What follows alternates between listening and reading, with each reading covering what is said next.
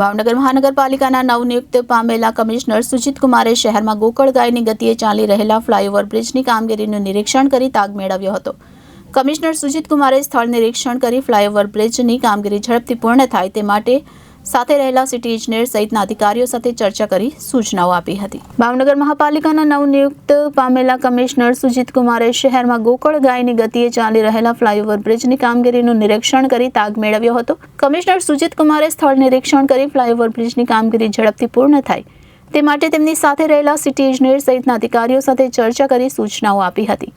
Flyover બ્રિજના કામ ઉપરાંત કમિશનરે કંસારા પ્રોજેક્ટ તેમજ દુખી શ્યામ બાપા સર્કલથી ટોપ 3 સર્કલ સુધી બની રહેલા રોડના કામનું પણ નિરીક્ષણ કરી સંપૂર્ણ જાણકારી મેળવી હતી. કમિશનરની સાથે મહાપાલિકાના સિટી ઇજનેર સહિત તમામ વિભાગીય વડા જોડાયા હતા. ઉલ્લેખનીય છે કે ભાવનગર શહેરમાં ફ્લાયઓવર બ્રિજ તેમજ કંસારા પ્રોજેક્ટ સહિત વિવિધ કામો વર્ષોથી ચાલી રહ્યા છે. ત્યારે નવનિયુક્ત કમિશનર આ તમામ કામો ઝડપથી પૂર્ણ થાય તે માટે પ્રયત્નશીલ રહે તેવું શહેરના લોકો ઈચ્છી રહ્યા છે. કેમેરામેન બીજલભાઈ માલકિયા સાથે રિપોર્ટર ફિરોઝ મલિક, જનાદેશ ન્યૂઝ, ભાવનગર.